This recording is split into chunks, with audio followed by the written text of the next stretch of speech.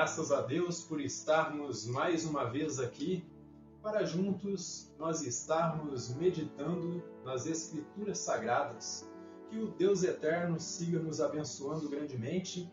Para mim é um privilégio, uma bênção muito especial estar aqui neste dia para expor as Escrituras para aqueles que estão aqui presentes. Eu peço que o Deus Todo-Poderoso lhes abençoe grandemente e que vocês possam ter um ótimo aproveitamento da exposição da Palavra de Deus, que seja o Espírito Santo que fale aos vossos corações no nome do Senhor Jesus Cristo. Para mim também é um privilégio e uma bênção muito especial me dirigir àqueles que vão nos ouvir através do YouTube. Eu peço que o Senhor Jesus Cristo lhes abençoe grandemente e que Ele possa falar aos corações de cada um de vocês e possa abrir o entendimento de cada um de vocês para que vocês possam compreender a palavra de Deus no nome do Senhor Jesus Cristo. Eu peço que você, que já é nosso inscrito, não se esqueça aí de deixar o seu like ou o seu dislike. Você tem toda a sua liberdade. Deixe o seu comentário aí para que nós possamos ir interagindo, para que eu possa ir vendo também como é que vocês estão compreendendo as exposições aqui colocadas neste canal. Eu peço que Deus lhes abençoe, eu agradeço pela audiência de cada um de vocês e peço que vocês compartilhem o máximo esses sermões para que eles possam abençoar mais pessoas, assim como abençoou a vida de cada um de vocês também.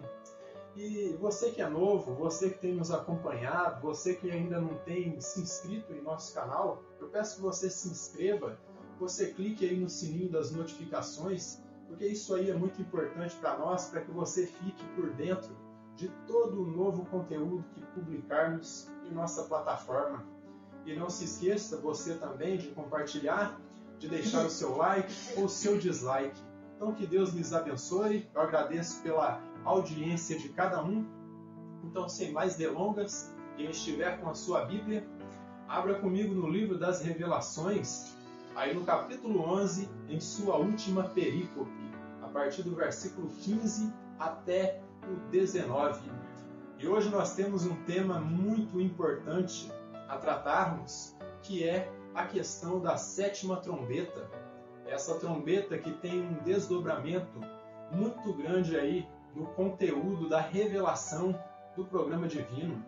Então quem estiver com a sua Bíblia, abra no livro das Revelações, no capítulo 11, de versículo 19 até o 15, e diz assim a palavra de Deus: O sétimo anjo tocou a trombeta, e houve no céu grandes vozes dizendo: O reino do mundo se tornou de nosso Senhor e do seu Cristo, e ele reinará pelos séculos dos séculos. E os 24 anciãos que se encontram sentados no trono, diante de Deus, prostraram-se sobre o seu rosto e adoraram a Deus, dizendo: Graças te damos, Senhor Todo-Poderoso, que és e que eras, porque assumiste o teu grande poder e passaste a reinar. Na verdade, as nações se enfureceram.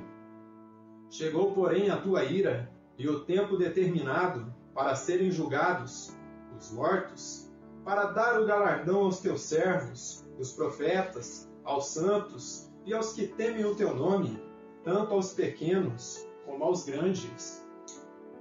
E para destruíres os que destroem a terra, abriu-se então o santuário de Deus, que se acha no céu, e foi vista a arca da aliança no seu santuário, e sobrevieram relâmpagos, vozes, trovões, terremoto e grande saraivada. Amém? Lemos até aqui as Escrituras Sagradas. Então que Deus nos abençoe e que Ele nos permita compreender a exposição da sua palavra. A sétima trombeta, ela soa, e com ela a mensagem da chegada do grande rei, do reino de Yahvé dos exércitos, e com ela um anúncio cruel, que os juízos parciais terminaram, e agora o juízo, em toda a sua intensidade, todo o poder, todo o potencial da mão divina, será colocada sobre a humanidade ímpia. Então agora a ira divina será derramada com toda a sua intensidade, quando esta trombeta anuncia o acerto de contas que está por vir, o juízo do trono branco, evento que será de bênção aí para os eleitos de Deus, aqueles que se manterem fiéis à sua palavra e se manterem fiéis ao verdadeiro e ao fidedigno Messias. E será também um horror, porém será um horror, uma maldição para os incrédulos, pois estarão diante do juiz supremo do universo. Então, em suma, à primeira vista, o que eu posso apontar para vocês aí, que a sétima trombeta, ela é uma bênção para aqueles que se mantiverem fiéis ao verdadeiro Messias, a Jesus Cristo, porém será um juízo terrível, será um horror para os incrédulos, pois estarão diante do juiz supremo do universo, o nosso Senhor e Salvador Jesus Cristo. A presença do Eterno, ela será vista por meio dessa teofania gloriosa que nós vemos aí, que aparece na forma desses relâmpagos, trovões e potentes vozes que são ouvidas aí, e por fim uma chuva de pedras e um grande terremoto que abalará o planeta Terra. Deste modo, o conteúdo da sétima trombeta, meus irmãos, aponta para o reino infalível do nosso Senhor e Salvador Jesus Cristo, do Criador, e o seu alarido para a chegada do grande Rei. Abra comigo aí em 1 Tessalonicenses, no capítulo 16, 1 Tessalonicenses, no capítulo 4, versículo 16 e 17. 1 Tessalonicenses, capítulo 4, versículo 16 e 17. 1 Tessalonicenses, capítulo 4, versículo 16 e 17. E aqui nos fala da chegada do grande Rei, da chegada do Senhor e Salvador Jesus Cristo. E o que é que estará ocorrendo? Prestem bem atenção no que diz aqui. 1 Tessalonicenses, capítulo 4, versículo 16 e 17. Porque o Senhor mesmo, dada a sua palavra de ordem, ouvida a voz do arcanjo e ressoada a trombeta de Deus, descerá dos céus, e os mortos em Cristo ressuscitarão primeiro. Depois nós, os vivos, os que ficarmos, seremos arrebatados juntamente com eles, entre as nuvens, para o encontro do Senhor nos ares, e assim estaremos para sempre com o Senhor. E lá em Zacarias, no capítulo 14, versículo 9 até o 11, diz que naquele dia um será o Senhor e um será o seu nome. Abra comigo aí em Zacarias, no capítulo 14, de versículo 9 até o 11. Zacarias, capítulo 14, versículo 9 até o 11. Veja o que nós encontramos aqui, a respeito da chegada do Senhor Jesus Cristo, do grande Rei. Vejam bem, o Senhor será Rei sobre toda a terra. Naquele dia um só será o Senhor, e um só será o seu nome. Toda a terra se tornará como uma planície, de Geba e Rimon, ao sul de Jerusalém. Esta será exaltada e habitada no seu lugar, desde a porta de Benjamim, até o lugar da primeira porta, até a porta da esquina, e desde a torre de Hananel, até os lagares do rei. Habitarão nela, e já não haverá maldição. Jerusalém será habitada, segura. Então nós vemos aqui que o soar da trombeta, meus irmãos, dessa última trombeta, aponta para a chegada do grande Rei, desse reino que será um reino infalível, que será um reino de paz, um reino de prosperidade, como nós vimos aí em Zacarias capítulo 14, onde diz que Jerusalém, enfim, será habitada segura, Jerusalém terá paz. E com relação à sétima trombeta, o irmão John MacArthur, ao comentar a respeito aqui dessa perícope, ele diz assim, o som da sétima trombeta é um marco significativo no livro do Apocalipse. Ela põe em movimento os eventos finais que antecedem o retorno do Senhor Jesus Cristo e o estabelecimento do seu reino milenar terreno. Então, o soar desta última trombeta, da sétima trombeta, ele vem apontar para a chegada do grande Rei e o estabelecimento do seu reino milenar, primeiramente, e do seu reino eterno. Portanto, a sétima trombeta, meus irmãos, ela marca o fim e o colapso deste mundo caído e corrompido como nós conhecemos. Desta forma, essa sétima trombeta, ela anuncia que chegou o fim de toda a maldição que foi derramada no planeta Terra, ali no Jardim do Éden, por meio do pecado original que os nossos primeiros pais ali, Adão e Eva, cometeram. Então, ela é o sinal definitivo que aponta para o fato irrefutável de que o Senhor Jesus Cristo vem e que o reino do maligno ruiu, esse reino podre, ele caiu e agora passa ao seu rei genuíno, que é Jesus Cristo. E a sétima trombeta marca o fim desta natureza caída, corrompida, perdida e contaminada com o pecado. É o marco que aponta para o início do reino messiânico e a restauração da humanidade eleita. Então, este é o marco inicial, o soar da sétima trombeta que aponta para o início do reino messiânico, um reino que primeiramente terá um período inicial aí de 1000 anos, e depois esse reino durará por toda a eternidade, porque as profecias bíblicas apontam que esse reino jamais terá fim.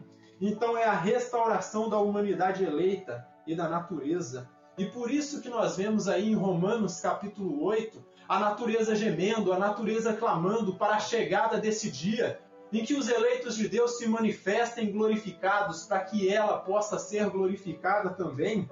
Abra comigo aí em Romanos 8, versículo 18 até o 23. Paulo ele fala que quando chegar esse dia, quando ele olha para esse dia, ele tinha por certo que todas as provações que ele estava passando em tempo presente não tinha nenhum tipo de pareio, de comparação com a glória que nesse reino estaria para vir. Então veja aqui Romanos 8, versículo 18 até o 23. Então ele olha para toda a situação que ele estava vivendo, toda a perseguição, todo o tormento que ele estava passando aqui pelo simples fato de anunciar o Evangelho do Senhor. E quando ele olha para o futuro, quando ele olha para essa sétima trombeta soando, quando ele olha para o estabelecimento desse reino, o apóstolo Paulo ele fala: eu tenho para mim por certo que as provações deste tempo presente não tem nenhum tipo de comparação com a glória que vai ser revelada em nós quando eu for transformado, quando este povo for transformado, quando essa natureza for transformada, quando o rei sentar no seu trono. Nenhum tipo de provação é comparável com o que nos espera. Veja o que ele diz aqui, ó. Porque para mim tenho por certo que os sofrimentos do tempo presente não podem ser comparados com a glória a ser revelada em nós. A ardente expectativa da criação aguarda a revelação dos filhos de Deus, pois a criação está sujeita à vaidade, não voluntariamente, mas por causa daquele que a sujeitou, na esperança de que a própria criação será redimida do cativeiro da corrupção para a liberdade da glória dos filhos de Deus. Então o que nós encontramos aqui, o apóstolo Paulo relatando que a própria natureza está clamando para que essa sétima trombeta soe, para que esse dia do grande rei chegue, para que ela seja redimida e libertada do cativeiro da corrupção. Quando nós formos redimidos e libertados do cativeiro da corrupção, do pecado de fato, porque em muitas exposições eu já disse para vocês a respeito das 3 etapas da graça, que nós já fomos salvos quanto à justificação, e estamos sendo salvos quanto à santificação, e ainda seremos salvos quanto à glorificação. Então, quando de fato nós formos glorificados, aí é que nós seremos redimidos, seremos libertados do cativeiro da corrupção, porque ainda não fomos libertos desse cativeiro, desse corpo mortal, pecaminoso, rendido ao pecado. E por isso que a natureza clama, por isso que nós estamos vendo aí, nesses últimos tempos, tantos abalos sísmicos, tantos terremotos no planeta Terra, tantos rumores de guerra, apontando para a chegada do grande rei, apontando que nós já estamos nos aproximando do soar da sétima trombeta. E segue aqui, ó, porque sabemos que toda a criação a um só tempo geme e suporta angústias até agora. A natureza está angustiada, a natureza está clamando, e vocês veem que o planeta Terra está dando sinais que nós chegamos ao fim do ciclo, que nós chegamos ao período em que essa sétima trombeta vai soar. O próprio planeta Terra está anunciando a chegada do rei, está clamando, está gemendo, está pedindo para que o rei volte, ó. E não somente ela, mas também nós, que temos as primícias do Espírito.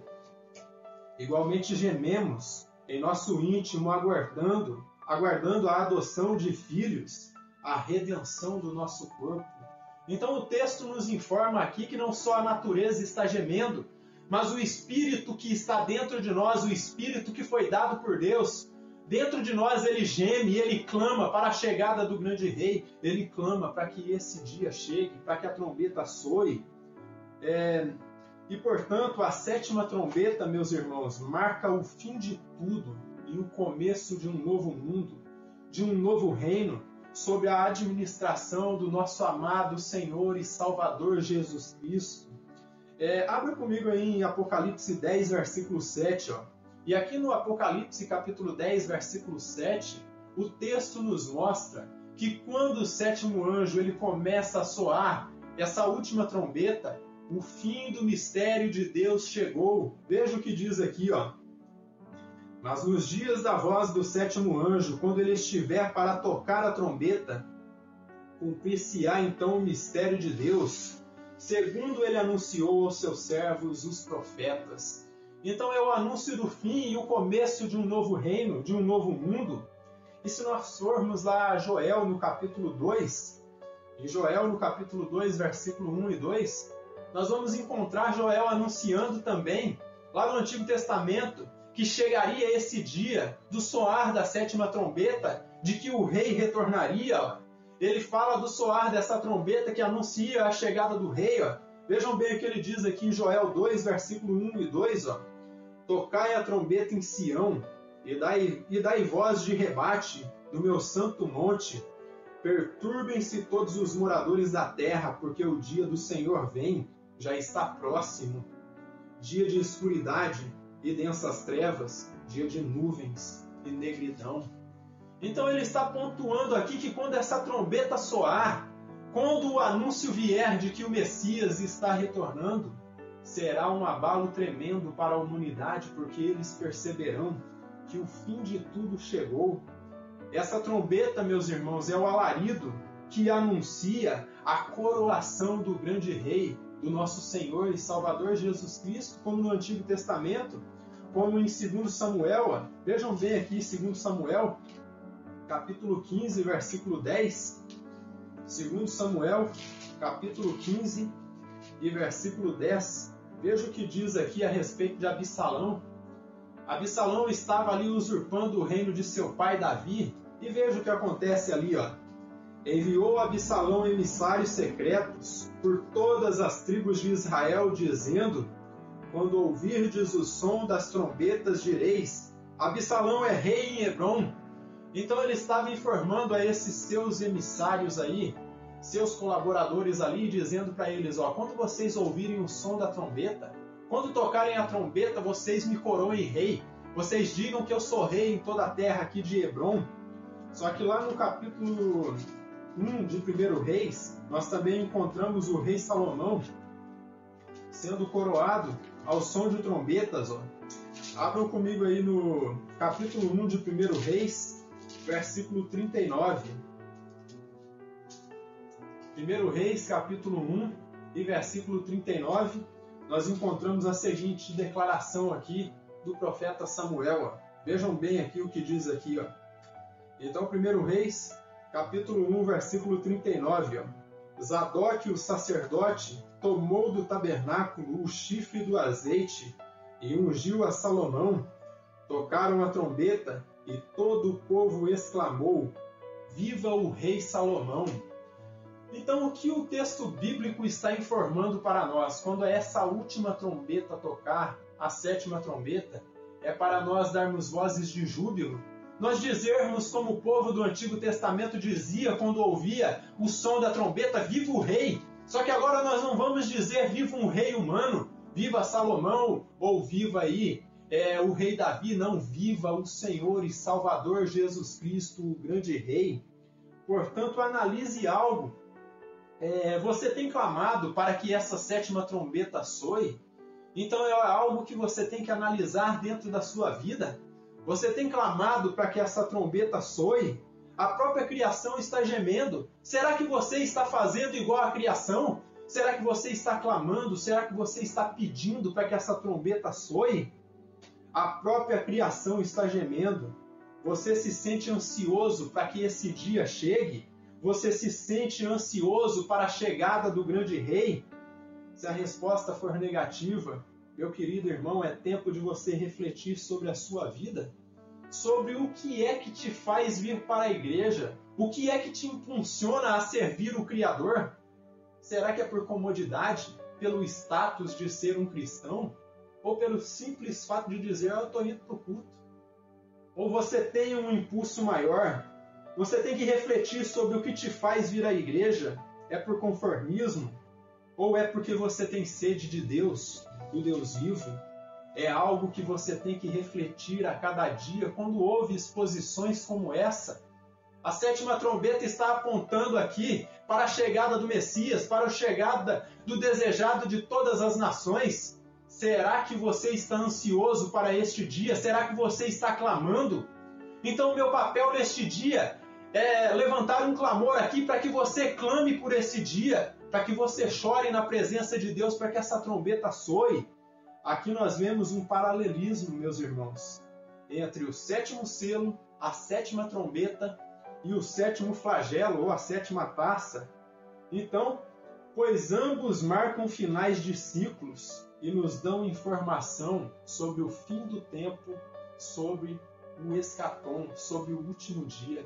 Então temos um paralelismo aqui. Ambos aí, sétimo selo, sétima trombeta e sétimo flagelo, eles marcam o fim de um ciclo e apontam para o escatom, apontam para a chegada do rei. E dessa forma, são coisas muito semelhantes porque ambos vêm ao final de uma série de eventos aí. O sétimo selo ele veio no final do evento do ciclo aí de 7 selos sendo abertos. A sétima trombeta ela veio no final de uma série de trombetas de juízo sendo derramados sobre o planeta Terra. E aí nós encontramos o sétimo flagelo, é a última praga que Deus vai enviar sobre a humanidade ímpia. E desta forma será algo estarrecedor. O Simon Kistemaker, ao comentar a respeito desse paralelismo que nós encontramos aqui, esses eventos cíclicos dentro do livro do Apocalipse, ele diz o seguinte, o sétimo selo, ele introduz a sétima trombeta. Prestem bem atenção no que diz aqui, O sétimo selo, ele introduz as 7 trombetas. A sétima trombeta revela a celebração de uma vitória, como se a batalha contra o inimigo já estivesse ganha.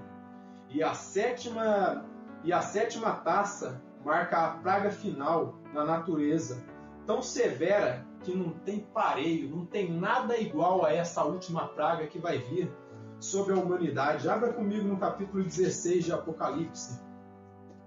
Apocalipse 16 e versículo 18 e depois o versículo 21. O versículo 18 ele nos diz assim, E sobrevieram relâmpagos, vozes e trovões, e ocorreu grande terremoto, como nunca houve igual desde que há gente sobre a terra, tal foi o terremoto forte e grande.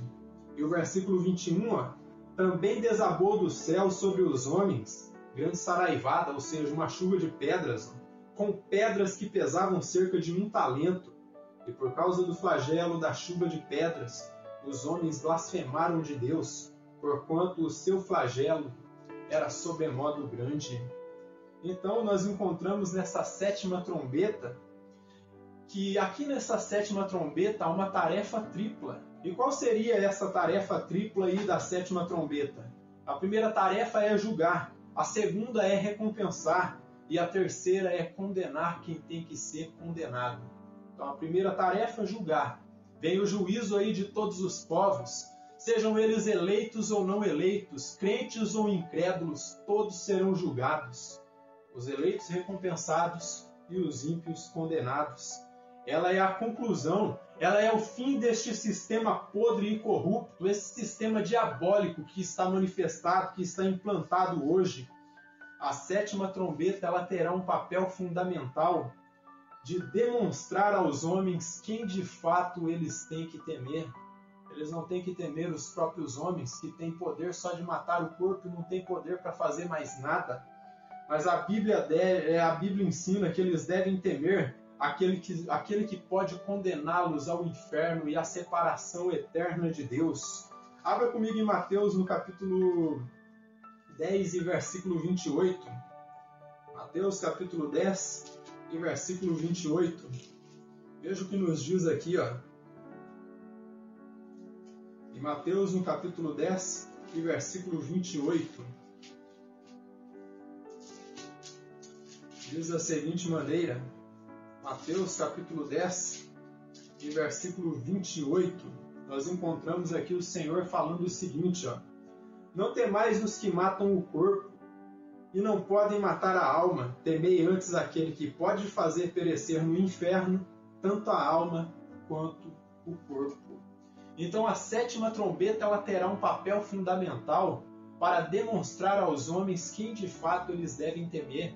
Só que pelo que vocês viram aqui, pelo relato do livro do Apocalipse, quando chegar o final, quando vir essa última praga aí do sétimo flagelo, em vez deles adorarem a Deus, eles já não adoram, eles agora começam a blasfemar, eles irados blasfemam do nome do Senhor.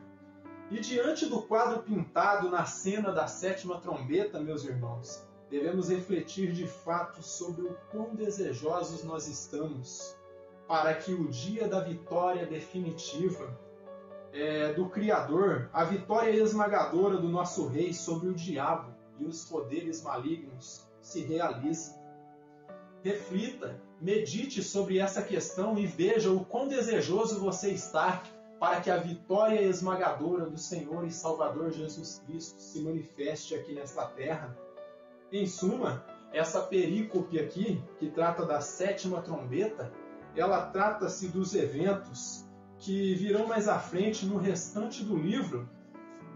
Portanto, aqui nós temos de forma condensada, de forma resumida, o restante da revelação da vitória do Messias, do grande rei, da revelação da vitória final de Iavé dos exércitos e do seu único ungido, que é o seu Filho, Jesus Cristo. Esse ungido que no fim dos tempos, ele vai vencer, ele vai aniquilar o diabo, ele vai destruir o diabo aí, Satanás e o império das trevas, porque a Bíblia diz que ele será destruído pelo sopro da boca do Senhor e Salvador Jesus Cristo.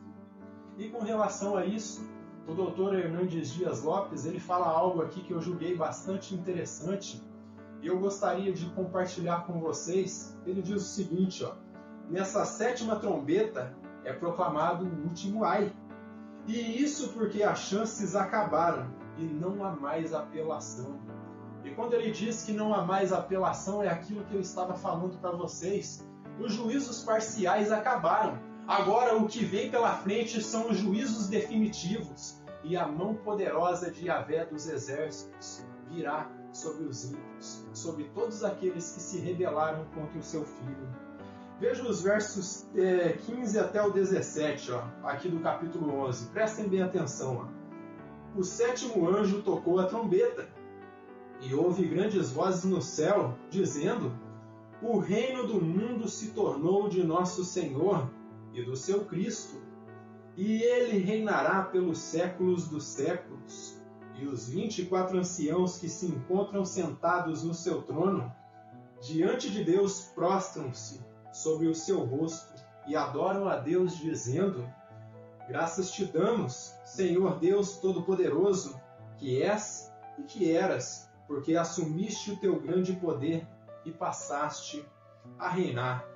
Esses versos anunciam a chegada do grande rei, a chegada do reino de Deus, a vinda do nosso Senhor e Salvador Jesus Cristo. Reino esse, meus irmãos, que foi profetizado no Antigo Testamento, ali pelo profeta Daniel, foi profetizado em Gênesis também, no capítulo 3, versículo 15. Mas Daniel, ele fala algo interessante aqui a respeito desse reino. E ele fala que esse reino não terá fim. Abra no capítulo 2, versículo 44, do livro do profeta Daniel. E vocês se lembram que João o apóstolo, ele bebeu muito da literatura do Antigo Testamento, se valeu de muitos símbolos do Antigo Testamento para trazer essa revelação. E vejam bem o que está dito aqui, no capítulo 2 do livro do profeta Daniel, no versículo 44. Mas nos dias destes reis, o Deus do céu suscitará um reino que não será jamais destruído. Este reino não passará a outro povo, esmiuçará e consumirá todos estes reinos, mas ele mesmo subsistirá para sempre. Então Daniel ele olha para o futuro aqui e ele aponta que viria um reino que seria definitivo. Depois dele ter trazido aquela revelação ali, daqueles 4 impérios que marcariam o fim dos tempos, o Império Babilônico, depois o Império Medo-Persa, o Império Greco-Macedônico e depois o Império Greco-Romano, e por fim viria um 5º Império, que seria o quinto Império seria o Império do Anticristo, e desta forma marcaria o fim dos reinos deste mundo. 4 desses impérios já ruíram, 4 deles já caíram. E vem um 5º que será de curta duração, porque nós podemos dizer que esse império de número 5 aí, ele durará 7 anos. E desta forma, quando terminar os 7 anos, esse império será esmiuçado. Por isso que o texto diz aqui, que esse reino não passará a outro povo, que o reino de Deus esmiuçará e consumirá todos estes reinos, mas ele mesmo subsistirá. Então 4 já caíram, falta o 5º por cair, e quando cair o 5º, essa palavra aqui será consumada, que o reino do nosso Senhor e Salvador Jesus Cristo, ele consumiu, ele esmiuçou e ele destruiu, para depois reconstruir um reino messiânico totalmente perfeito. E no capítulo 7 de Daniel, no versículo 14, fala a respeito do Messias aqui. Vejam bem o que diz aqui no capítulo 7, versículo 14. Foi-lhe dado domínio e glória e o reino para que os povos, nações de todas as línguas o servissem. O seu domínio é domínio eterno que não passará, e o seu reino jamais será destruído. O diabo, por um tempo, ele pode ter usurpado aqui este mundo, esse reino, mas saibam que esse reino que foi usurpado aí por Satanás, esse reino já ruiu, e Cristo já está por vir. Então esses textos nos apontam que esse reino messiânico não teria fim.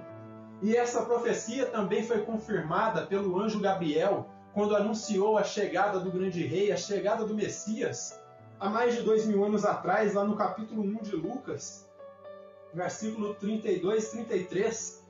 Abra comigo no capítulo 1 de Lucas, e nós vamos encontrar aqui Gabriel anunciando que o Messias, o rei, estava para nascer e que a Virgem conceberia e daria à luz um filho. Vejam bem aqui no capítulo 1, versículo 32 e 33, Gabriel ele confirma que o reino messiânico não teria fim. Prestem bem atenção aqui. Lucas capítulo 1, versículo 32 e 33. Este será grande e será chamado Filho do Deus Altíssimo. Deus, o Senhor, lhe dará o trono de Davi, seu pai. Ele reinará para sempre sobre a casa de Jacó, e o seu reino não terá fim. Então Daniel profetizou muito tempo antes da chegada do Messias, e agora Gabriel, quando o Messias está para chegar ao mundo ali há mais de 2000 anos atrás, para vir como nosso Redentor, Gabriel ele confirma essa profecia messiânica.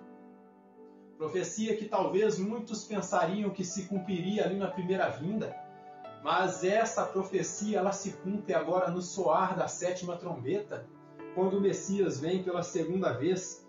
Esses versos mostram o Senhor Jesus Cristo assumindo o seu lugar de direito, demonstrando que Satanás, o príncipe deste mundo, em verdade ele já foi expulso, e Cristo passa a reinar. E deste modo os 24 anciãos, que são 12 apóstolos e 12 patriarcas, que representam a igreja do nosso Senhor e Salvador Jesus Cristo em sua totalidade, os crentes da antiga e da nova aliança, crentes que foram salvos na esperança do Messias que viria, e crentes que são salvos na esperança do Messias que já veio, eles se prostram e em reverência eles adoram aquele que vive para todo sempre, demonstrando o que muito em breve irá acontecer. Então, os termos todo-poderoso, que és e que eras, são termos que refletem aí a eternidade do Criador, aquele que está fora do tempo, no aspecto humano, que é este Cronos que nós conhecemos, pois ele está aí no Kairos divino. João menciona o reino desse mundo no singular, como se fosse um único reino. E isso significa que neste mundo caído, ainda que há muitas diferenças linguísticas e diferenças culturais, quando Deus olha para o planeta Terra, ele olha como se fosse um único reino que foi usurpado por Satanás na queda ali no Jardim do Éden. Reino esse que voltará para as mãos e para o domínio do seu rei genuíno, seu rei perfeito, que é Jesus Cristo, nosso Senhor e Salvador Jesus Cristo. Esse reino é este mundo que hoje está sendo dominado pelo diabo e pelos seus anjos caídos. E por isso que nós vemos as nações se enfurecendo aí, porque não querem perder o seu poder de domínio. Então olhem para toda essa cena apontada aqui no livro do Apocalipse. A sétima trombeta é soada, o Messias vem chegando e eu até posso ver ele montado em seu cavalo branco chegando. E à medida que ele vem se aproximando, em vez das nações o cobrirem de glória, as nações se enfurecem contra ele, porque eles não aceitam que outro rei, além deles mesmos, estejam no controle. E uma prova de que quem domina por enquanto este mundo é Satanás, nós encontramos aqui em 2 Coríntios, no capítulo 4.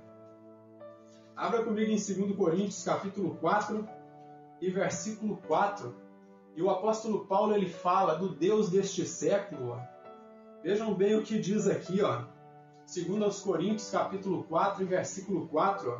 Nos quais o Deus deste século cegou o entendimento dos incrédulos, para que não lhes resplandeça a luz do Evangelho, da glória de Cristo, o qual é a imagem de Deus. Então o que o apóstolo Paulo está falando? Para nós olharmos para a cultura hoje e para nós vermos que quem está dominando a cultura, quem está dominando as nações hoje é o diabo, é Satanás. E por isso que nós vemos aí agendas espúrias avançando, ideologias contrárias à palavra de Deus avançando a cada dia, porque no momento quem domina este mundo caído, podre e contaminado com o pecado é Satanás. E por isso que as nações a cada dia vêm se afundando no seu pecado e vêm se afastando de Deus. Tenho visto relatos que professores de universidades, meus irmãos, têm sido preparados para desconstruir a fé de muitos jovens cristãos que ingressam na universidade. Eu tenho visto relato de professores que começam a sua aula aí da maldita teoria da evolução aí, quando dão a sua aula de biologia, de química, e começam a falar a respeito dessa teoria das evoluções das espécies, e eles começam a falar que o objetivo deles é desconstruir a fé das pessoas, e eles falam isso abertamente aí nas classes das universidades. Estão falando descaradamente, e eles chegam ao ponto de perguntar: tem alguém aqui que acredita em Deus? E se levanta alguém ali e diz: eu acredito, pois fica sabendo que eu vou desconstruir essa tua fé. Muitos professores têm se engajado nisso para mostrar aos jovens que estão ingressando aí na universidade que Deus não existe, que a Bíblia é uma mitologia, que tudo que está nas Escrituras Sagradas não passa de fábulas. E desta forma é necessário nós ensinarmos a palavra, ensinarmos que o reino de Deus vem, para que as futuras gerações que estão ingressando às faculdades, às universidades, não caiam da fé, para que eles fiquem fundamentados na palavra. E deste modo, a cada dia, nós estamos vendo que quem domina por enquanto este mundo é o diabo. Jesus havia falado do príncipe deste mundo lá em João 12. Vejam bem aqui, João 12, versículo 31. Só que algo interessante, Jesus fala lá no passado, há mais de 2000 anos atrás, ele fala que o príncipe deste mundo já foi julgado e que ele já foi expulso. Vejam bem o que diz aqui, em João no capítulo 12 e versículo 31. Chegou o momento de ser julgado este mundo, e agora o seu príncipe será expulso. Mas tem uma outra citação aqui que ele fala que o príncipe deste mundo já foi julgado. Mas no capítulo 14, versículo 30, diz assim, ó: já não falarei muito convosco, porque aí vem o príncipe do mundo, e ele nada tem em mim. Então Jesus, ele tinha a completa ciência de que havia um governante aqui, ainda que um usurpador aqui neste mundo, mas havia um governante deste mundo caído, e ele diz que é o príncipe deste mundo, e que nada ele tinha em Cristo. Então o que nós encontramos aqui é uma profecia apontando que Jesus, de fato, ele é o verdadeiro rei. Portanto, esses versos falam do estabelecimento do reino messiânico, que por decreto divino é eterno e ninguém irá usurpá-lo, ninguém irá retirá-lo de Cristo. Abra comigo em 2 Samuel. Nós vamos encontrar também Samuel profetizando que esse reino é um reino eterno e que ninguém o tiraria de suas mãos. Então aqui em 2 Samuel, no capítulo 7, versículo 12 ao 16. 2 Samuel, capítulo 7, versículo 12 ao 16, diz da seguinte maneira, prestem bem atenção, ó.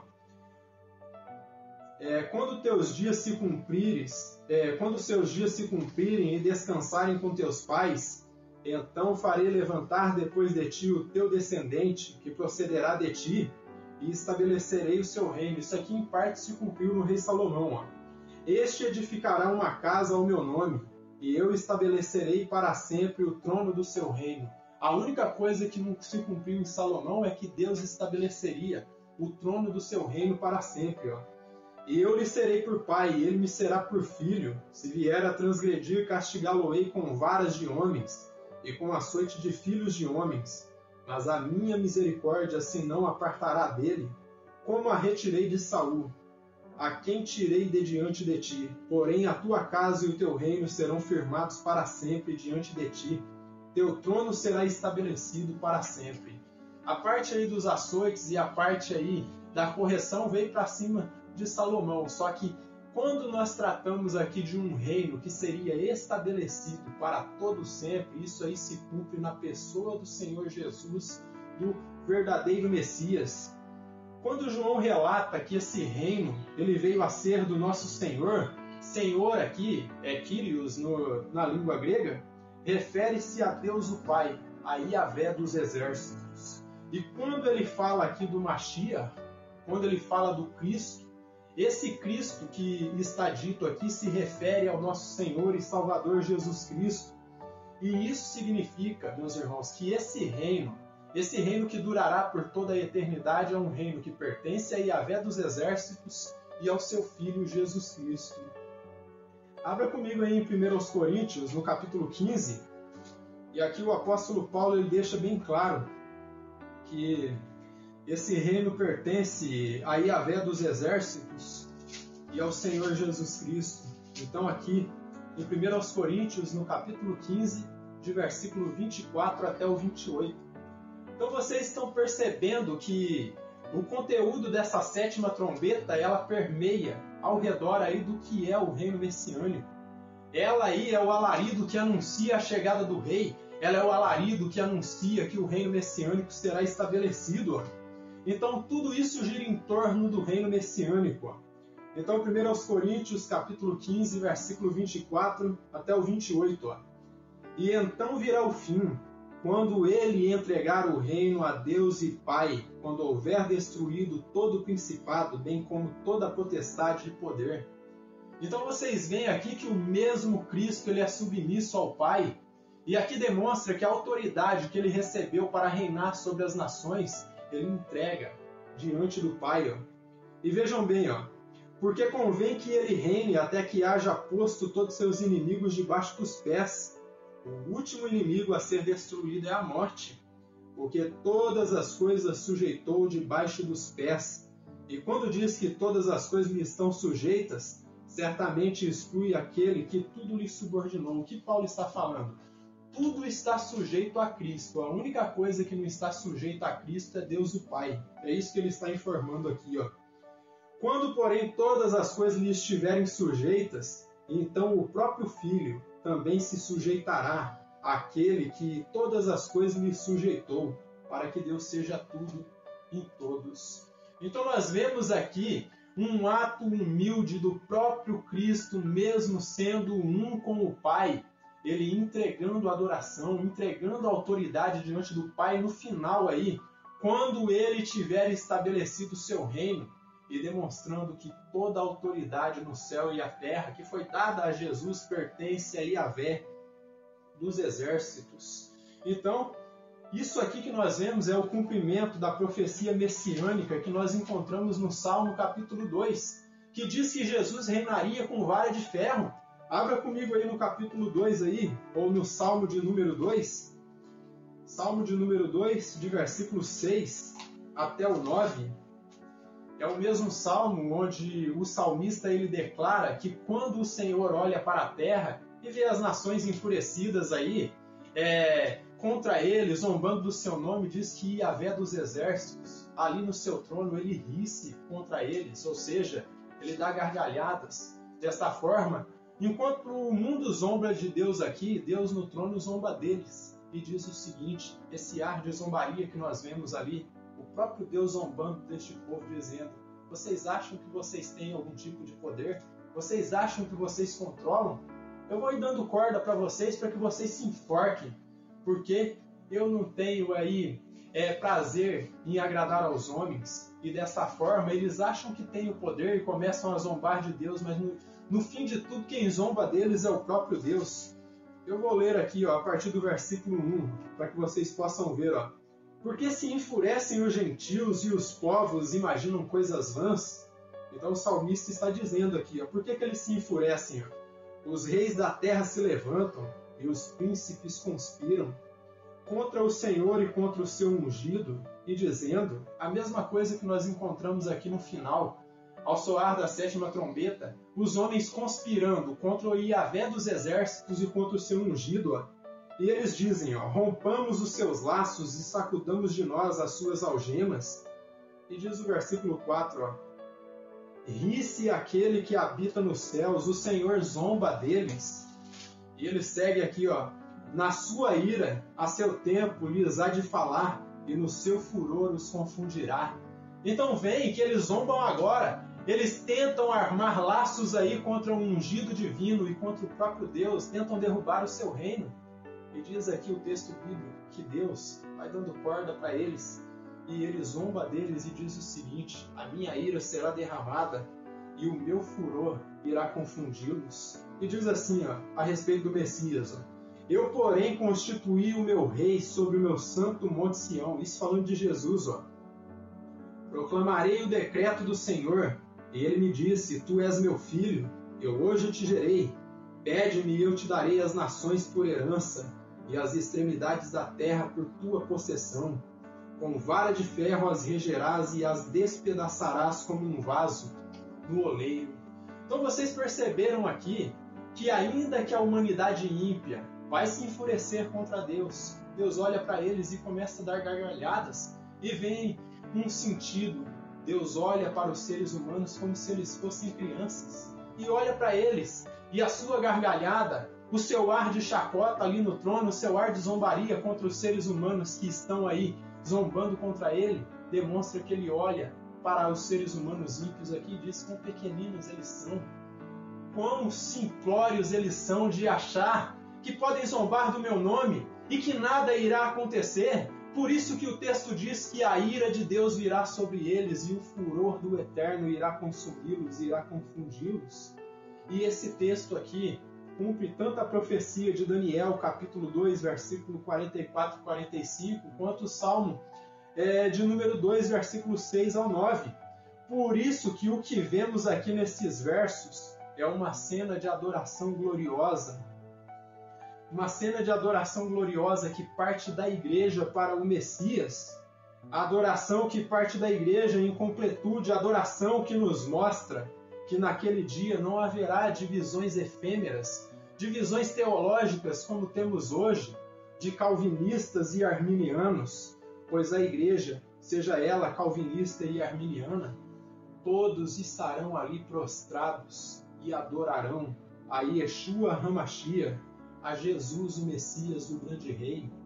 E quando eu falo aqui de calvinistas e arminianos, meus irmãos, A questão não é quem está certo ou quem está errado. A questão é que essas divisões aqui, elas são simplórias. Essas divisões aqui não fazem nenhum tipo de diferença. Nós devemos olhar que o que une calvinistas e arminianos é a pessoa do Messias. E essa questão aí da soteriológica a respeito da salvação, isso aí são questões secundárias. Se é Cristo que age desde o começo na salvação, ou se o ser humano tem alguma participação, outras questões aí a respeito se o arrebatamento ele é antes ou depois da grande tribulação, isso são questões secundárias. Nós devemos olhar que tanto calvinistas quanto arminianos entendem que o único Deus verdadeiro, o único Rei verdadeiro é Jesus Cristo, e por isso que eu falo que não haverá divisões teológicas efêmeras, pois a igreja, seja ela calvinista ou arminiana, estará prostrada diante do trono e adorará a Yeshua HaMashiach. O adorará, e isso será o início do que será por toda a eternidade. O fato dos anciãos ali, dos 24 anciãos, cada um ter 12 tronos, meus irmãos, isso aí significa que a igreja não só adorará o Messias, mas ela fará parte da administração do reino do Messias. Ela será parte administrativa, serão os administradores desse reino. Mas outra profecia que será cumprida quando a 7ª trombeta soar é a profecia do apóstolo Paulo no capítulo 2 de Efésios, capítulo 2 de Filipenses, e versículo 9 ao 11. Abra comigo no capítulo 2 da carta aos Filipenses, do versículo 9 até o 11. E notem uma coisa, que o Deus Todo-Poderoso, ele dá para Yeshua HaMashiach, a Jesus o Messias, um nome que está acima de todo nome, demonstrando que não tem nome nenhum aqui nesta terra que é maior do que o nome de Jesus, o nome de Yeshua. Vejam bem o que diz aqui, ó, Filipenses capítulo 2, versículo 9, ó. Pelo que também Deus o exaltou sobremaneira. Exaltou quem? Exaltou Jesus, ó. E lhe deu o nome que está acima de todo o nome, para que ao nome de Jesus, e aqui ele confirma que nome que está acima de todo nome, ó, no versículo 10, para que ao nome de Jesus se dobre todo o joelho nos céus e na terra e debaixo da terra, e toda língua confesse que Jesus Cristo é o Senhor, para a glória do Deus Pai. E isso vai de encontro lá com 1 Coríntios 15, que eu estava lendo para vocês, que tudo que Yeshua HaMashiach faz, tudo que Jesus faz, é para honrar o nome de Yahvé dos exércitos. E vocês veem que até o ato de dar um nome que está acima de todo nome para Yeshua é para exaltar o nome de Yahvé. E vamos seguindo aqui, ó.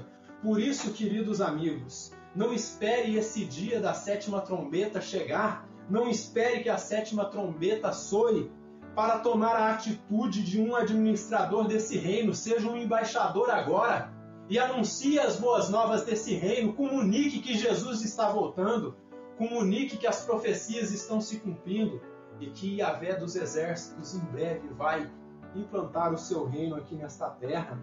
E desta forma, proclame e adore esse rei e adore esse reino que está por vir. E o nosso querido irmão John Wesley, ao comentar a respeito disso daqui, desses versos aqui, ele vai dizer o seguinte, ó: o reino do Senhor, esta província, tem estado nas mãos do inimigo. O mesmo que eu venho falando. Agora retorna para o seu mestre por direito. Então ele está comentando aqui esses versos 15 até o 17. E ele olhou essa mesma questão que eu vi aí, que o reino deste mundo, este planeta Terra, está nas mãos do inimigo. Só que a descrição do texto aqui nos mostra que agora esse reino volta, nas palavras dele aqui, agora retorna para o seu mestre por direito. No Antigo Testamento, de Moisés a Samuel, o próprio Deus foi o rei do seu povo. E o mesmo será no Novo Testamento. Ele próprio reinará sobre o Israel de Deus. Então é isso que nós estamos vendo aqui. Em parte no Antigo Testamento, de forma espiritual, ali manifestada naqueles juízes ali, manifestado nos profetas, Deus reinou. Só que chegará um momento que de fato ele vai reinar em toda a sua plenitude. É quando essa 7ª trombeta soar. Veja os versos 18 e 19 do nosso texto aqui, ó. Na verdade, as nações se enfureceram, chegou, porém, a tua ira, e o tempo determinado para serem julgados os mortos, para se dar o galardão aos teus servos, os profetas, aos santos, aos que temem o teu nome, tanto aos pequenos como aos grandes. Abriu-se então o santuário de Deus que se acha no céu, e foi vista a arca da aliança no seu santuário, e sobrevieram relâmpagos, vozes, trovões, terremoto e grande saraivada. Vemos aqui nesses versos, meus irmãos, um quadro claro de que neste mundo, meus irmãos, há cabritos e há ovelhas, há eleitos de Deus e há incrédulos, há filhos de Deus e há filhos do maligno. E por isso que vemos aqui Cristo fazendo distinção entre a igreja verdadeira e os incrédulos. Então, Deus faz distinção entre a igreja e ímpios. Por um lado, vemos as nações e os ímpios aí se enfurecendo, enfurecidos com um furor que expressa aí um sentimento amargo de completo rancor e ressentimento, que irá desembocar em uma hostilidade contra o Eterno. Então nós vemos esses ímpios aí, todos irados, demonstrando o seu ódio, o seu rancor contra Yahvé dos exércitos. E o texto nos informa que este ódio, esse sentimento amargo que irá consumi-los de tal forma, irá desembocar em uma hostilidade completa e tremenda contra o Eterno, sentimento que os consome de tal forma que no capítulo 16 nós vai levá-los eles ali a se unirem à besta, a se unirem ao anticristo e a formarem um exército de 200 milhões de soldados, que é a sexta trombeta que nós já falamos aí, a cavalaria destruidora, o eixo de Gog e Magog, e eles vão pelejar contra Yahvé dos exércitos, a última batalha que eles têm para pelejar contra Deus, na batalha do Armagedon. E toda essa fúria é porque, enfim, eles caíram a ficha que eles já perderam a batalha. Então eles se enfurecem porque eles olham para o Criador, para Jesus Cristo, e eles percebem, a ficha enfim cai, que eles já perderam a batalha sem mesmo pelejá-la. Pois Cristo já reina e tem estabelecido o seu reino. E os ímpios e a besta, eles não se alegram com isso, com o fato de Cristo, o Senhor, ter chegado e tomado o seu lugar de direito. E isso revela o coração mau e ímpio deles, que nunca estarão contentes se eles não estiverem no comando, no controle.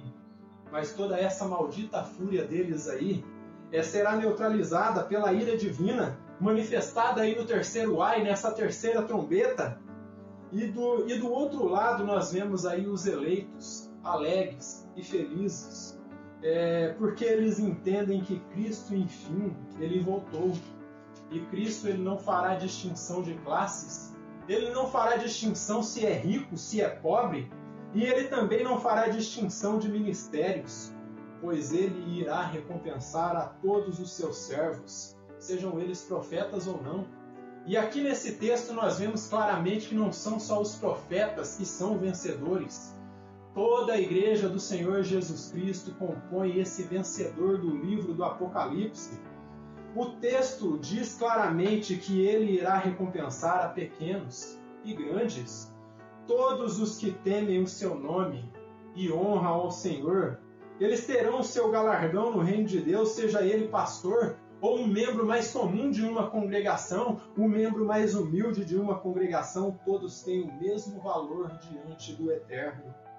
Deste modo, você que se julga o menor dos menores, você que se julga insignificante no reino de Deus, eu quero dizer algo para você, que o fato de você servir a Deus, servir a Cristo e temer o nome do Senhor, sendo um servo fiel, isso já o torna alguém relevante no reino de Deus e parte fundamental do reino de Deus. Você é uma das pedras vivas que compõem o santuário divino e, portanto, serão recompensados ali naquele dia. Sua vida e a minha vida têm muito sentido diante de Deus. Somos a peça fundamental na edificação desse reino. na edificação desse santuário que é apresentado aqui, o apóstolo Pedro ele fala lá no capítulo 2 de sua primeira carta que nós somos como que pedras vivas, que são o fundamento aí, que são fundamentais na construção desse santuário divino. Somos a peça fundamental desse reino. A cena do versículo 19 revela a obra-prima de Deus, sua igreja, que está representada no santuário, e Cristo no meio dela, que aqui está representado na Arca da Aliança. A aliança que revela a comunhão que nós já temos com Deus e a comunhão que nós teremos com o Eterno por toda a eternidade. O Criador ele menciona aqui a Arca da Aliança em um período que parece que tudo chegou ao seu fim, que tudo está perdido, e ele demonstra aí essa Arca da Aliança para reforçar e para relembrar a aliança que ele fez conosco na cruz, a aliança que ele fez com os seus, a fim de demonstrar que essa aliança ela é perpétua, ela é eterna, e que ele não a rompe, pois ele jamais se esquece dela. Por isso é necessário, meus irmãos, nós louvarmos o nome do Criador, engrandecermos o nome do Criador com alegria, pois ele jamais se esquece dessa aliança que ele fez conosco. Glorifique o nome do Senhor. E o nosso irmão William Barclay, ao comentar a respeito aqui desses versos, ele vai dizer o seguinte, a respeito dessa aliança aí, Isto significa que na plena manifestação de sua glória, na destruição dos seus inimigos, Deus se lembrará de sua aliança e será fiel a ela, sejam quais forem os terrores e a destruição que virão. Deus não romperá a aliança que o une aos seus, nem falsificará suas promessas. Então William Barclay ele olha para esse texto e vê o mesmo que eu venho expondo aí no desenvolver desse sermão, demonstrando que mesmo em meio a tantas catástrofes, tantas perseguições que nós estamos enfrentando aqui neste mundo, Deus ele jamais se esquece da sua aliança conosco. Tais declarações devem ser um consolo para nós, meus irmãos, sabendo que o Criador ele é fiel à sua aliança conosco, mesmo em meio a tantas dificuldades, tantas afrontas e perseguição, provações e tentações que esse mundo hostil pode oferecer para nós, tudo mais que esse mundo pode oferecer aí de perseguição e afronta, nós devemos estar consolados sabendo que Yahvé dos exércitos ele não se esqueceu da aliança que ele fez conosco e a seu tempo ele fará a justiça. Amém. Glorifique o nome do Eterno por isso. Glorifique o nome do Senhor e Salvador Jesus Cristo, porque Ele não esqueceu de mim nem de vocês. Ele não esqueceu dos seus eleitos e Ele está se lembrando da sua aliança e no seu tempo Ele fará a justiça. Esse texto nos revela um Deus amoroso, só que por um lado, porém, revela um Deus que é justo também, que pune os pecadores e recompensa os justos. Por isso que nós encontramos aí a distribuição de recompensas aos santos, aos profetas, aos pequenos, aos grandes, todos os que temem o nome do Senhor. Mas a última cláusula do versículo 18 aponta que Deus vai destruir aqueles que destroem a terra. O ser humano foi colocado aqui nesta terra como o jardineiro deste planeta. Era para cuidar deste planeta, foi colocado aí como um servo fiel para cuidar desta província divina, mas não cuidou, tem poluído, tem tirado todos os recursos naturais e por isso Deus está dizendo, você não cuidou do presente que eu dei para você. E por não cuidar eu vou te destruir porque você não se arrepende do seu pecado, você está vendo a natureza clamando, chorando para que eu volte e você não se arrepende. E isso é um recado para todos os dominadores deste mundo tenebroso, que acham que tudo é dinheiro, que tudo é cobiça, que tudo é prosperidade, que tudo é avanço, e não tem cuidado do planeta. E Yahvé dos exércitos está dizendo para você que é um desses dominadores deste mundo, saiba que Deus vai te destruir porque você é corrupto e porque você não se arrepende do seu pecado. A única coisa que você quer é dinheiro, a única coisa que você quer é avanço, e você está disposto até a destruir o planeta para conquistar dinheiro. Mas eu digo uma coisa para você, se você acabar com esse planeta, eu quero ver onde você vai morar. Você vai morar em cima do dinheiro? Se destruirmos todos os recursos deste planeta, você vai comer dinheiro? Você não vai comer dinheiro porque dinheiro é papel e você não come dinheiro, você come os frutos da terra. E se você destruir a terra, não vai ter fruto para você comer. E Deus está dizendo, você não cuidou, você deturpou, você destruiu e por isso eu vou te destruir. Os meus eleitos alertaram, os meus eleitos falaram a palavra, os meus eleitos apontaram que eu estava chegando, que eu estava voltando, e você chamou eles de loucos. E por isso eu estou dizendo que eu vou te destruir. É isso que Deus está dizendo. Então, diante de tudo isso, nós devemos dar graças a Deus, sabendo que em tudo nós devemos dar graças em meio a este mundo caótico aqui e hostil para nós. Esse texto revela um Deus amoroso, porém um Deus justo, que pune pecadores e recompensa os justos, e por isso vemos os anúncios aí de que o Senhor fará justiça. E por isso nós vemos os anciãos aí, que representam a igreja, dando graças a Deus por 3 atitudes que Yahvé toma nesse texto. Eu não sei se vocês enxergaram, mas há 3 atitudes tomadas aí por Yahvé dos exércitos. A primeira atitude que ele toma é a atitude de julgar os bons e os maus. A segunda atitude de condenar os ímpios e a terceira de recompensar os seus eleitos. Vocês se lembram do propósito tríplice que eu dizia no início dessa exposição que há dentro da 7ª trombeta? Esse é o propósito: julgar, condenar e recompensar. São as 3 atitudes que Yahvé dos exércitos toma aqui. E tudo isso é selado por essa teofania gloriosa, onde a presença do Eterno, como no Antigo Testamento, é revelada através dessa teofania gloriosa aí, através de relâmpagos, trovões, potentes vozes, um terremoto exorbitante aí e uma chuva de pedras, revelando e evidenciando que Yahvé dos exércitos está presente e que ele está no controle de tudo que está se passando, de tudo que está acontecendo. E com isso eu já posso concluir com algumas lições que nós aprendemos aqui com esse texto glorioso a respeito da 7ª trombeta. Primeira lição que eu quero trazer: Cristo nos traz à memória mais uma vez a respeito da questão do juízo final, que nos mostra que haverá um acerto de contas, o mal não seguirá adiante, os ímpios serão julgados. Os ímpios serão julgados e condenados, e os eleitos serão recompensados. Portanto, não espere esse dia chegar para refletir sobre sua vida. Mas não fique só na reflexão. Tome a atitude de mudar de vida, pois naquele dia não haverá tempo nem para refletir e nem para mudar de vida. A hora de mudar de vida é agora. Não é tempo de ficar brincando de cristão. Não seja um cristão meia boca. Você deve orar, jejuar, meditar nas Escrituras, orar em todo momento, estar em espírito de adoração, se fortaleça espiritualmente. Você deve ter uma fé robusta. Viva em espírito de oração, isto é, orando em todo momento. Busque e se encha da palavra do Eterno e do seu Espírito. E você que ainda não é crente, eu tenho uma palavra para você também que não é crente. Eu me dirijo a você nesses momentos.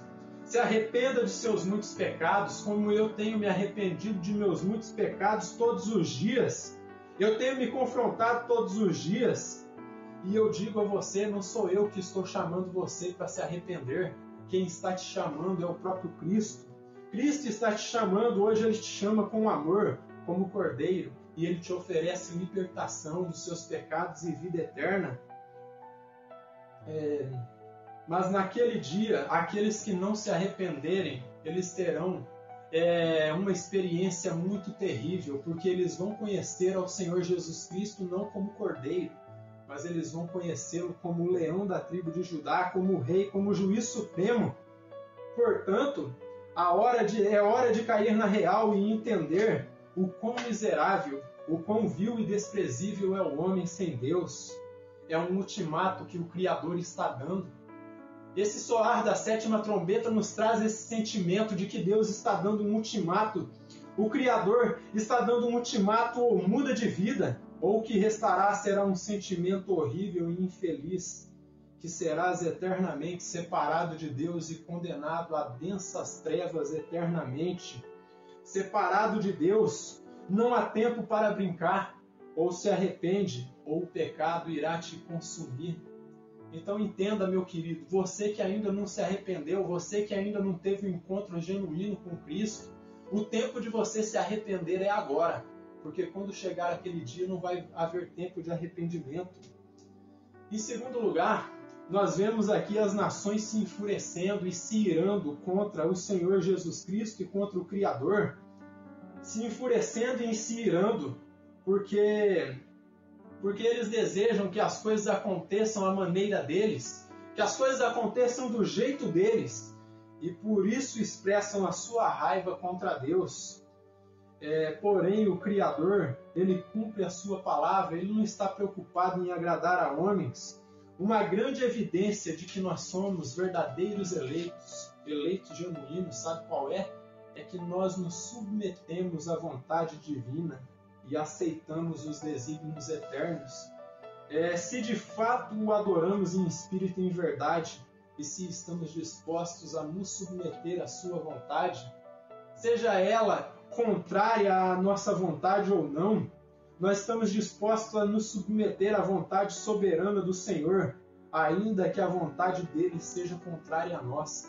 Então a reflexão que eu trago para a igreja: você está disposto a se submeter à vontade soberana divina, ainda que a vontade dele seja contrária à sua? Nós devemos entender que ainda que a vontade dele seja contrária à nossa, é o melhor que ele tem para nós, porque ele sabe de todas as coisas. Ele sabe o que é melhor para mim, ele sabe o que é melhor para vocês. E ainda que a vontade dele pareça contrária à nossa, nós devemos nos submeter. Devemos nos desprender dessa natureza corrompida para dar lugar à nova. Quem não se submete à vontade divina louva a criatura e não louva o Criador, não louva o Deus verdadeiro, adora o seu ego, não adora a Jesus Cristo. Portanto, amados irmãos, devemos nos submeter à vontade do Eterno, negar o nosso ego e nossas vontades, devemos romper com esse mundo caído e contaminado com o pecado. Essa é a única atitude que dá sentido à nossa vida aqui nesta terra. Então saiba que a verdadeira atitude de um cristão, a atitude correta que nós temos que tomar, primeiramente é romper com esse mundo, em segundo lugar, nos submeter à vontade divina e entender, em terceiro lugar, que ele tem o melhor para nós. Muitas coisas nós não entendemos os desígnios divinos. Nós devemos nos submeter ainda que não entendamos. Essa é a única coisa que faz sentido na nossa vida. Cumpra a palavra de Deus, aplique a palavra de Deus na sua vida. E por fim, o ímpio a cada dia, meus irmãos, ele irá se afundar mais e mais no pecado do seu coração corrompido e depravado pelo pecado. E por fim chegará o dia em que essa sétima trombeta ela vai soar. E nesse dia ele vai entender que ele já está condenado. Nesse dia ele já estará condenado e o tempo da graça haverá terminado. E o que restará será uma expectativa terrível de juízo infernal e ardor de fogo. Então o que o texto nos informa aqui, que o ímpio irá de mal a pior, ele irá se consumindo no seu pecado a cada dia, ele não vai se arrepender. E quando chegar aquele dia, ele enfim vai entender que ele já está condenado. Portanto, é tempo do mundo e dessa igreja moderna e fracassada se arrepender do seu pecado, pois chega o dia em que Cristo voltará. E nesse dia, meus irmãos, não haverá tempo para se arrepender. O momento da igreja acordar, o momento da igreja se posicionar é agora. O momento da igreja romper com os malditos teólogos liberais, se romper com os falsos profetas, romper com os coachings, romper com todos aqueles que deturpam a palavra é agora. Rompa com esses homens. O momento é agora, porque se a igreja ficar adormecida, vai acontecer o que aconteceu, infelizmente, com a igreja da Europa. Os teólogos liberais, os coachings, começaram a se infiltrar nas igrejas, começaram a injetar o seu veneno e a igreja se acovardou. A igreja ficou adormecida e não se posicionou, os verdadeiros pregadores não responderam a esse ataque infernal do inimigo. E hoje, infelizmente, igrejas históricas, como a igreja do nosso querido reformador lá, John Knox, se tornou em um bar. E desta forma, há uma afronta do mundo contra a igreja, e a igreja não faz nada, a igreja fica adormecida. E por isso que eu falei que é uma igreja fraca, uma igreja que, nesse sentido, essa igreja moderna é uma igreja fraca e uma igreja fracassada, porque não tem tomado posse do que a Escritura nos diz. Nós temos uma arma poderosa para nos defender desses malditos ataques aí dos liberais. Basta nós expormos as Escrituras e confrontarmos o pecado deles e dizer: meu amigo, você que tem abraçado a teologia liberal, eu sinto te dizer, se você não se arrepender do seu pecado e se voltar para as Escrituras, você vai para o inferno juntamente com a tua congregação. O povo que te segue, o povo que acompanha a sua pregação e que concorda contigo, os teólogos progressistas também que tentam aí conectar a Bíblia Sagrada com ideologias espúrias aí, com o comunismo, com o socialismo, e dessa forma tem invalidado a palavra. Eu tenho um recado para você também, que é um teólogo aí progressista. Se você não se arrepender do seu pecado, a Bíblia está dizendo que você vai ser condenado. Não queira que o sangue desse povo que está com você caia sobre você. Se arrependa do seu pecado, porque a tua maldita teologia é um veneno e está aí envenenando as pessoas. Eu digo mais uma vez, como sempre tenho dito, a teologia liberal, a teologia da libertação, a teologia progressista e os coachings, eles vão levar muitas pessoas para o inferno se a igreja não se posicionar. É necessário ensinarmos a Escritura. É tempo da igreja acordar. É tempo de entendermos que esse veneno, esse maldito ensino liberal e coaching matou muitas igrejas na Europa. E se nós não nos posicionarmos, vai matar aqui também. E deste modo nós devemos olhar para algo que está aqui também, que é um problema nosso, que é a teologia da prosperidade. Muitas igrejas têm abraçado isso, não ensinam a palavra de Deus, só falam em dinheiro, só falam em confissão positiva. Esse tipo de ensinamento também vai levar o povo para o inferno. Volte-se para a Escritura, volte para a boa teologia, volte para o ensinamento tradicional, volte-se para o que os nossos irmãos reformadores defendiam, porque se você não fizer isso, o teu povo, juntamente contigo, vão para o inferno. Então é tempo da igreja se posicionar, não espere Cristo voltar, pois quando Ele vier, Ele virá em glória. E Ele virá para condenar aqueles que têm que ser condenados e para abençoar, para recompensar aqueles que têm que ser recompensados. E deste modo Ele fará, enfim, a separação dos cabritos das ovelhas. Irá condenar os cabritos, irá recompensar as ovelhas, os seus eleitos. A única coisa que eu posso conclamar neste momento é: Maranata, ora vem Senhor Jesus. Implante o teu reino, que a 7ª trombeta soe, para que nós possamos, enfim, reinar contigo. Porque o mundo do jeito que está, não dá para continuar. Teologias espúrias, ensinamentos equivocados, falsos profetas, falsos messias, todo tipo de deturpação está sendo infiltrado na igreja e é tempo de nós nos posicionarmos. Quem entendeu essa palavra pode dizer amém. Pode dizer que é tempo de se posicionar e glorificar o nome do Senhor e que de fato a palavra de Deus seja exposta. Que de fato os pregadores sejam aí proclamadores do reino de Deus e embaixadores. E que a cada dia eu possa estar proclamando o reino de Deus e anunciando que o reino de Deus está chegando e anunciando que a 7ª trombeta vai soar. Que o Deus eterno nos abençoe grandemente. Maranata, ora vem Senhor Jesus.